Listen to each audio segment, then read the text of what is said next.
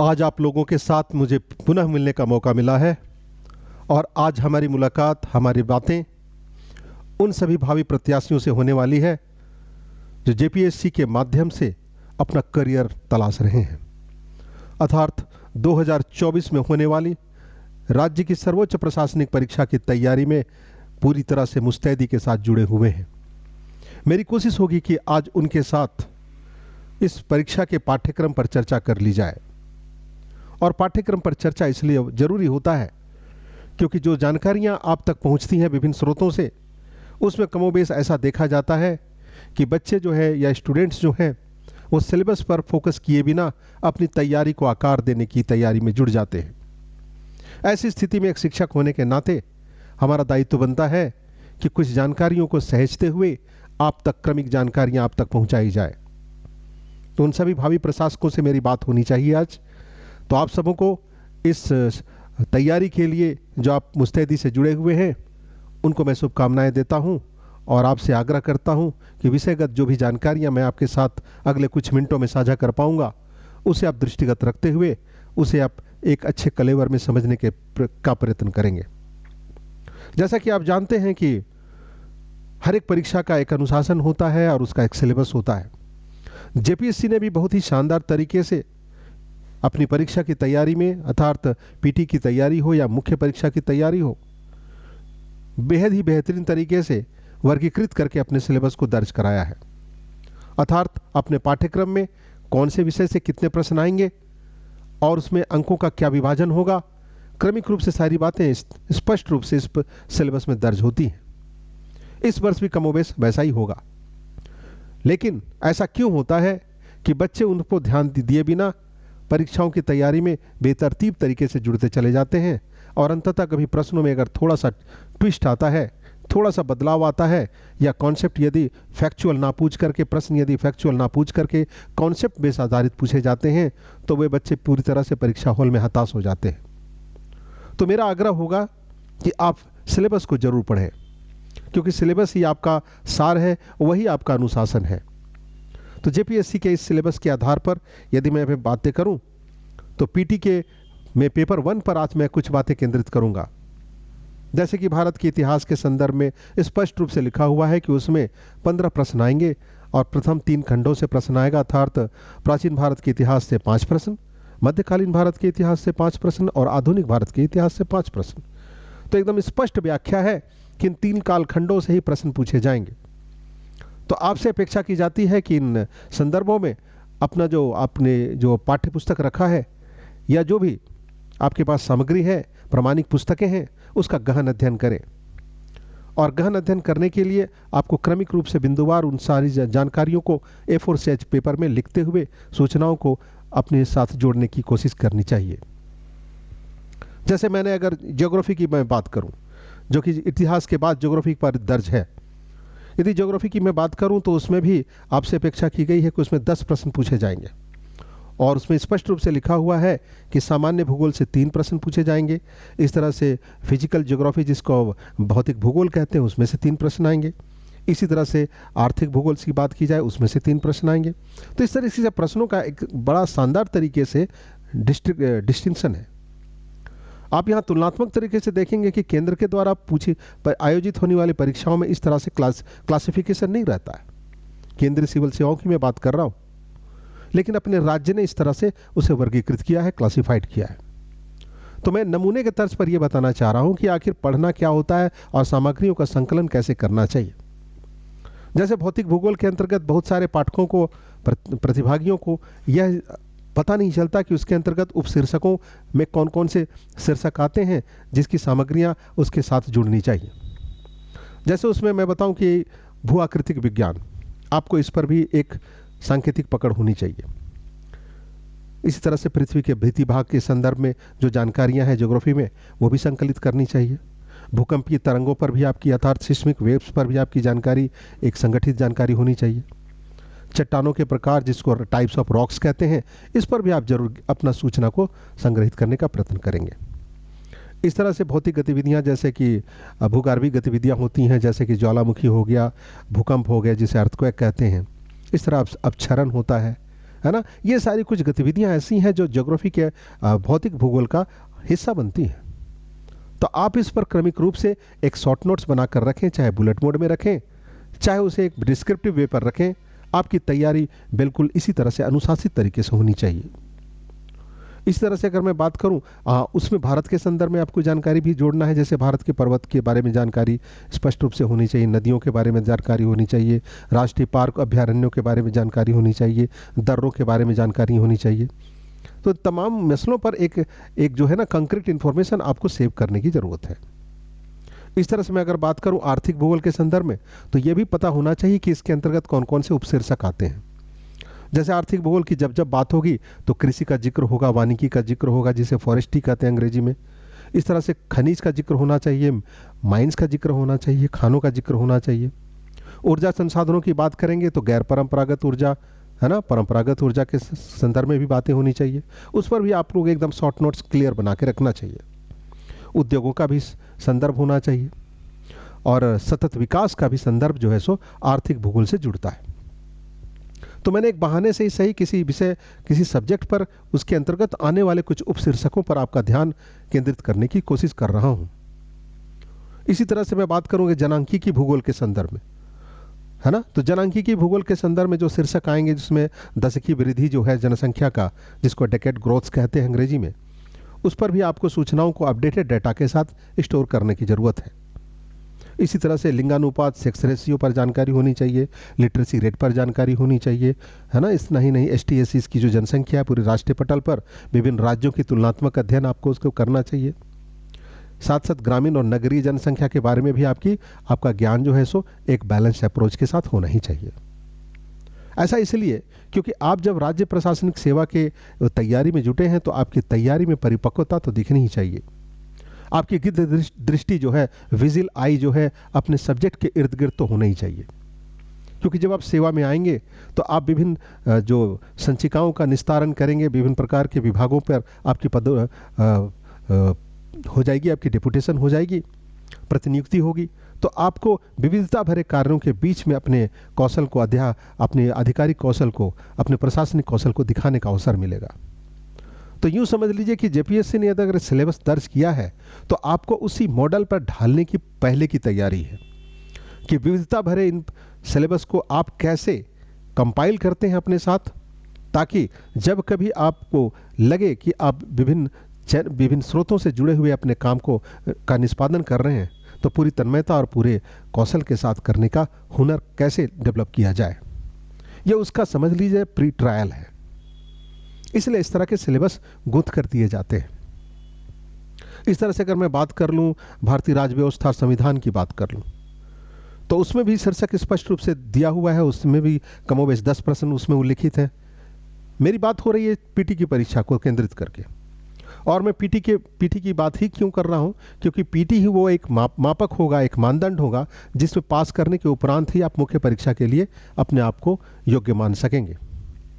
और अधिकाधिक बच्चों को सबसे ये प्राथमिक रूप से लगता है कि PT की परीक्षा बहुत ही सरल है, लेकिन ये सरल उनके लिए है जिन्हें कॉन्सेप्ट का ज्ञान है और जो बाजार में मिलने वाले स्रोतों के आधार पर, बहुविकल्पी प्रश्नों के आधार पर अपनी उस मेरिट को संवारना चाहते हैं या मुख्य धारा में आने की जोखिम उठाते हैं, उन्हें अंततः हार का मुंह देखना पड़ता है।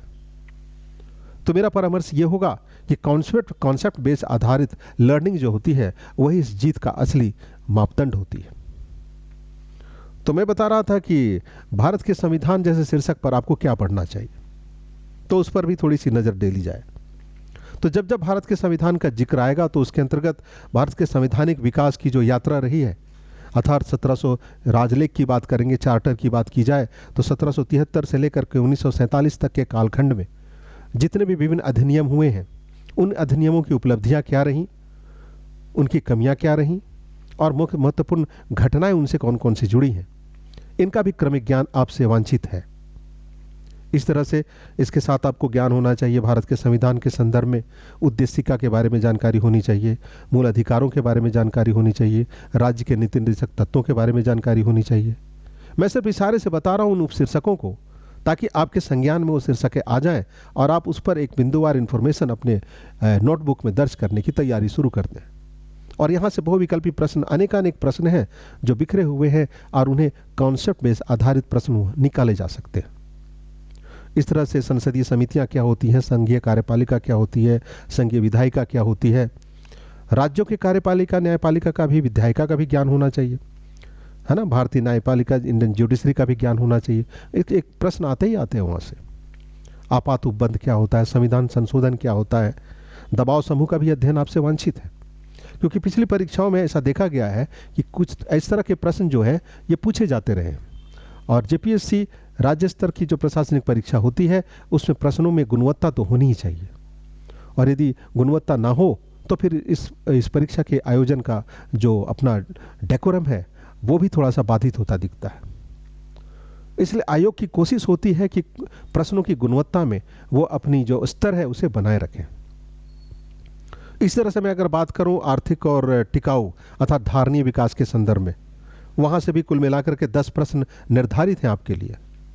तो इन 10 प्रश्नों में भारतीय अर्थव्यवस्था के आधारभूत लक्षणों का अध्ययन वांछित है, अर्थात basic features of Indian economy. इसके अलावा वहां से अकेले उस हिस्से से 4 प्रश्न पूछे जाएंगे। इस तरह से अगर मैं आर्थिक प्रणालियों के संदर्भ में बात करूं कि और कौन कौन सी बातें इसके अंतर्गत आती हैं, तो इकोनॉमिक प्रॉस्पेरिटी जिसको आर्थिक समृद्धि कहते हैं और आर्थिक विकास, उसके अलावा आपको राष्ट्रीय आय का भी अध्ययन वांछित है आपसे। इतना ही नहीं, मुद्रास्फीति क्या होती है, मुद्रा बैंकिंग क्या होता है, आर्थिक नियोजन क्या होता है, बजट क्या होता है, निर्धनता बेरोजगारी क्या होती है। तो ऐसे कई विषय हैं और इनके उपविषय हैं जो आपको क्रमिक रूप से आपके ज्ञान को जोड़ने का एक तरह से मौका देते हैं, एक अनुशासन देते हैं आपके साथ। इसलिए जितने भी पाठक हैं या परीक्षार्थी हैं जो अगले कुछ महीनों में जेपीएससी की प्रारंभिक परीक्षा की तैयारी में पूरी ऊर्जा के साथ, पूरी तन्मयता के साथ जुड़ने का प्रयास कर रहे हैं, उनसे मेरा आग्रह होगा कि उक्त बिंदुओं को दृष्टिगत रखते हुए, अपने सिलेबस को अपने समक्ष रखते हुए अपनी तैयारी को आकार देना शुरू कर दें, क्योंकि यही वो पहल होगी जिससे आप क्रमिक रूप से पहले पायदान से दूसरे पायदान की ओर जाते दिखेंगे। आप थोड़ी सी कल्पना कर लें कि इस राज्य की इस प्रशासनिक परीक्षा की तैयारी में ना सिर्फ राज्य के परीक्षार्थी शामिल होंगे, बल्कि राज्य की परिधि से बाहर दूसरे अन्य राज्यों के भी होनहार प्रतिभागी इस परीक्षा को देने के लिए लालायित रहते हैं, और राज्य में सेवा देने के लिए उनकी भी ख्वाहिश होती है। अर्थात महानगरी संस्कृति पर पढ़ने लिखने वाले बच्चे या विभिन्न माध्यम से पढ़े लिखे वाले बच्चे, हिंदी माध्यम हो, अंग्रेजी माध्यम हो, तो सभी प्रकार के बच्चों की अपनी अपने लिटरेरी सोर्सेस, उनके जो संसाधन होते हैं उस पर वो पूरी तरह से तैयारी के साथ इस परीक्षा में शामिल होंगे। तो ऐसी स्थिति में आप उन्हें कैसे बीट कर सकते हैं, उनके बीच में कैसे अपनी शानदार उपस्थिति दर्ज कर सकते हैं, ये कंपटीशन का यही मर्म है। तो आपको यही मानकर चलना चाहिए कि अंग्रेजी में एक कहावत है, there is no shortcut of success, अर्थात सफलता का कोई शॉर्टकट मार्ग नहीं है ना। इसलिए इसको दृष्टिगत रखते हुए आपकी तैयारी जो है पूरी मजबूती के साथ, कंक्रीट एफर्ट के साथ शुरू हो जानी चाहिए।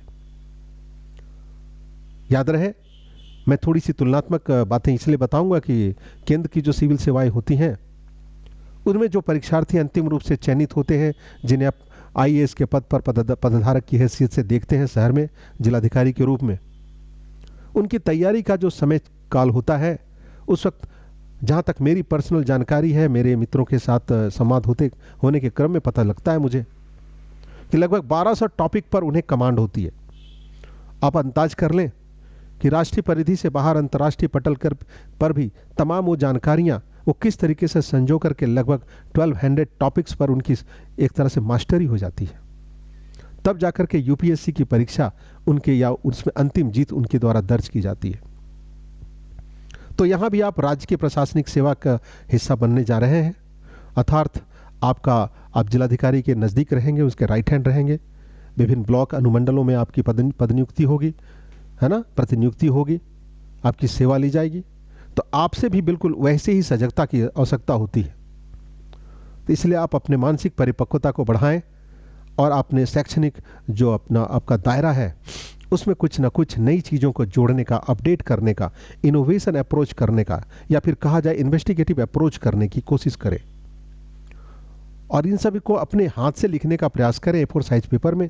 और अभी से अगर ये शुरू कर दिया जाए तो मैं निश्चित बता रहा हूं कि इस परीक्षा की तैयारी के लिए, अंतिम जीत के लिए जो मेरा अपना मापक है, कि मात्र 6 महीने की एक ईमानदारी की ज़रूरत है। 6 महीने तक जो भी स्टूडेंट्स यदि पूरी ईमानदारी से इस तैयारी में जुट जाएं तो निस्संदेह 100% उनका चयन होना ही होना है। क्योंकि ये अकेली पीटी की परीक्षा में जीत नहीं दर्ज करना है, आपको मेंस में भी करना है।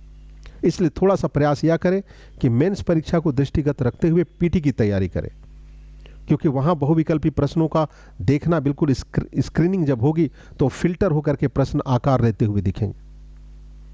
हाँ, इसमें कुछ अपडेटेड इंफॉर्मेशन की ज़रूरत होती है, जैसे इकोनॉमी में तो इकोनॉमिक सर्वे ऑफ इंडिया के कुछ डेटाज आपको अपने संज्ञान में रहना चाहिए, क्योंकि पिछली परीक्षा जो हुई थी उसमें 4 या 5 डेटा पर आधारित प्रश्न थे पीटी की परीक्षा में, जो बच्चों के संज्ञान में नहीं था।